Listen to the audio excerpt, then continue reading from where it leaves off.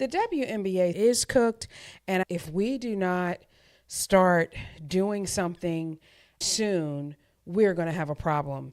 Today, I wanted to share 10 top stories that I've done some research on that you should know about if you are somebody who is following the WNBA. If you've been looking at the games and have been wondering what the heck is happening, then this show is definitely for you. So let's go ahead and let's get into it. On June 24th, 2026, they're saying that Alyssa Thomas punched Caitlin Clark in the throat and there was no call. Now, people are saying this is the most explosive moment of the 2026 season so far. The WNBA suspended Alyssa Thomas one game for recklessly making contact with her fist to the throat area of Caitlin Clark during the Fever Mercury game. Now, the contact happened with under 7 minutes left in the second quarter. And here's the thing I want you to think about. The refs called nothing in the moment. The league, basically after the fact, later upgraded it to a flagrant 2 after review. Fever coach Stephanie White was furious, and this is what she said, quote, "It is absolutely egregious and utterly disrespectful. We have a generational talent and a WNBA superstar who had 2 cheap shots right there that weren't called. Absolutely unacceptable." So what's very interesting about this is that I saw it and it definitely looked like it was unnecessary contact, 100%. I didn't see it as a punch to the throat as some of the headlines read. But what I find particularly interesting is the language that the coach used. But we have a generational talent and a WNBA superstar. So if this wasn't Caitlin Clark, maybe it wouldn't have been egregious and maybe it wouldn't have been utterly disrespectful. Like that language for me, a flagrant 2 is a flagrant 2. If you're the person nobody knows, if you're the person everybody knows. Now, let me give you something that happened just 2 days before. Again, the Indiana Fever and the Mercury Monday Night Chaos, 6 technicals and 1 ejection. And before I go into this story, let me just say this. I just love good sports. I love competition. But all of the negativity and all of the ejections, the technicals, the scuffling, the squabbles, it's a turnoff because we don't want to feel like every time the WNBA is becoming the WWE. Caitlin Clark and DeWanna Bonner got into a verbal altercation after tangling up while battling for position late in the fourth quarter. The whole sequence resulted in 5 technical fouls and an injection. Maisha Hines-Allen received a second technical and was ejected. Clark's coach said after the game, they said that Caitlin got it for clapping, so I guess that's taunting. 6 technicals, 1 ejection in 1 game. Do you want to bring your kids to that? The third story, Caitlin gets a technical foul for clapping. This is on June 22nd. Well, maybe in the WNBA, they don't know what taunting is. If clapping is taunting in the WNBA, everyone should know that clapping is taunting, right? The Fever appealed. The WNBA initially confirmed the technical would stand, though the appeal remained ongoing. The fourth story, Clark and Angel Reese are tied for the most technicals in the league in the 2026 season. Now, why would 2 of the most popular stars of the league have the most technicals? That's very interesting to me. Tied with 5 each. Both are on pace for double-digit technicals, which would mean missing multiple games due to suspension. The WNBA suspends players once they hit 8 technicals in a season.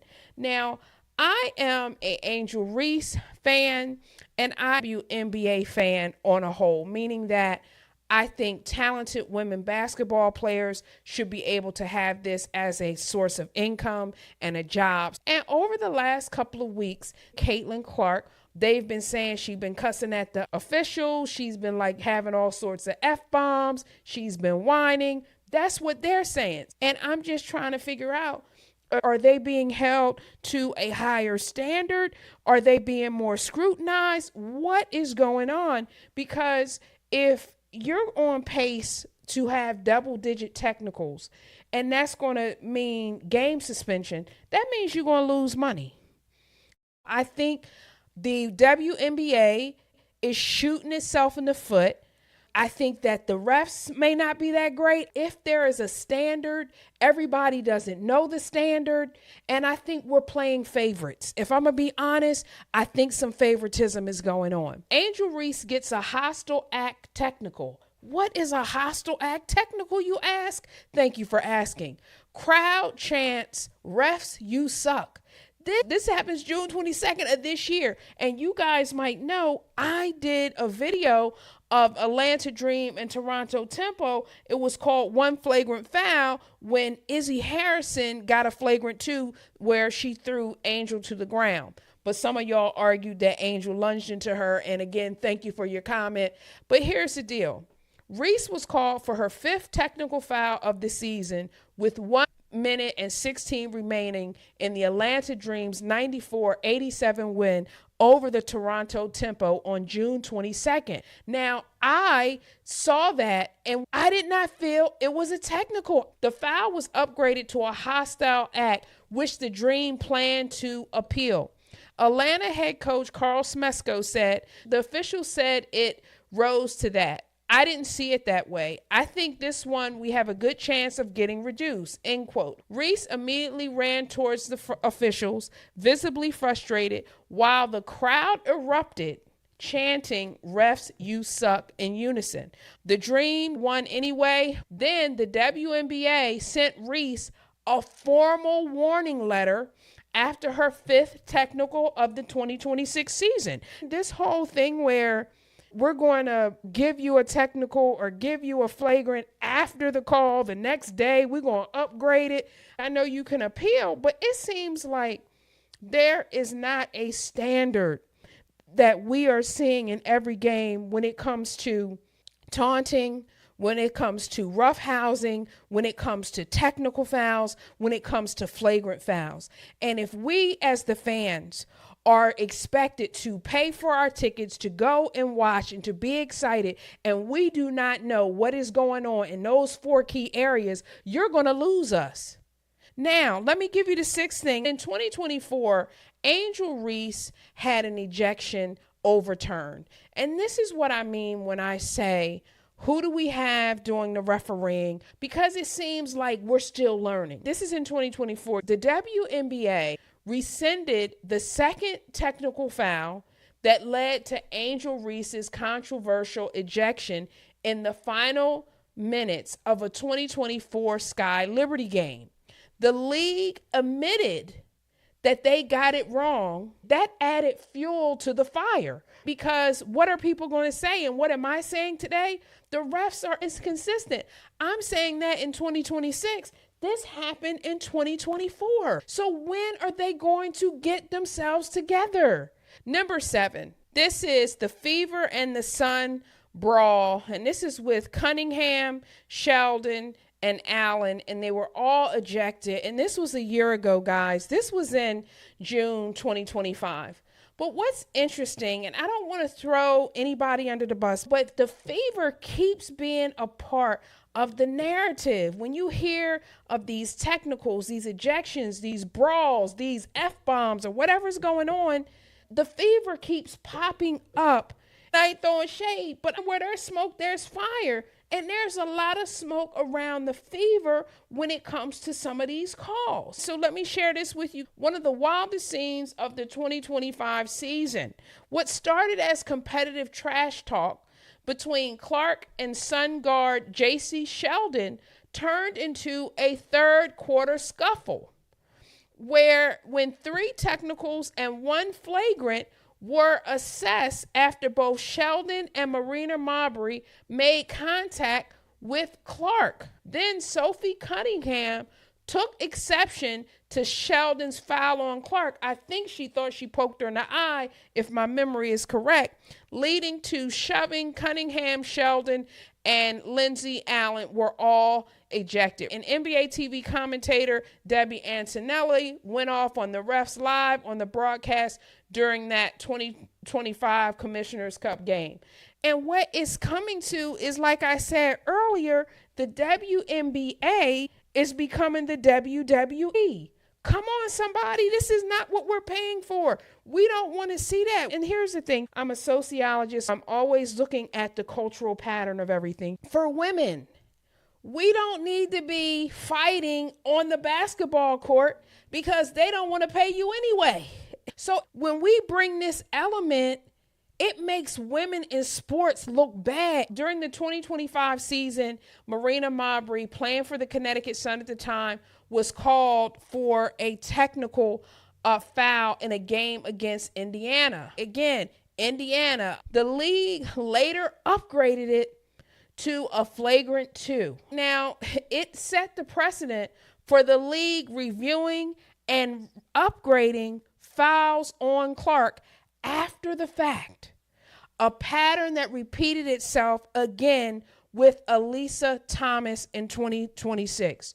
In my video on One Flagrant Foul, I talked about how people will have a bias in terms of how they are assessing harm, how they are assessing fouls. And when someone says, oh no, it wasn't a technical or it was just a regular foul, and then you upgraded it, you're basically saying, well, now it's more harsh, but why are you doing it? Because is media telling you that this was a flagrant 2? How is this acceptable that you have referees in the game, in the play, when everything's going on, if you will, y'all don't know a regular foul from a flagrant 2? My goodness, I don't understand that. For Caitlin Clark, people around the league have to be looking at it. I'm imagining them looking at it like, okay, well, if we touch her, if we bump into her, if we whatever, it can be upgraded to a flagrant 2. This is a pattern. This is what's happening. And it seems like there's some serious bias involved. It seems like the WNBA is having a referee problem. And maybe, fam, you know what? Maybe we need to be looking for some refs instead of us sitting up here complaining about it, or me being the lead complainer here. Maybe we need to go and help them find some referees. Number 9. So during the 2025 playoffs, Cheryl Reeve was hit with the largest fine in WNBA league history after blasting officials following her team's playoff loss, calling the officiating crew effing malpractice in her post-game conference. Then, in a remarkable turn, Reeve was placed on the officiating task force in the 2025, in the 2025-2026 offseason to help fix the very problem she publicly torched the league over. That's a teachable moment in there, because what does that teach us? It teaches us to go and say something so offensive about the system, get fined, and then they'll hire you. They fined her because that's what they needed to do publicly, but somebody heard what she was saying or they wouldn't have given her a job. The last thing, in number 10, that I wanted to share today is in 2026, the officiating overhaul backfires. They officially formed a task force after the 2025 chaos, but the pendulum swung hard the other way. NBA teams are averaging 22.3 fouls and 23.1 free throws per game in 2026, a sharp jump from last season's averages of 17.5 fouls and 18.2 free throws. Through the first 11 games of 2026, 5 featured a team attempting at least 25 free throws. There were only 25 such games in all of 2025. Now, Sophie Cunningham, again, she's with the Indiana Fever, was fined 3 separate times in just a couple of months during the 2026 season for publicly criticizing officials. And Natasha Cloud said she didn't even want to answer reporters' questions about it for fear of being fined.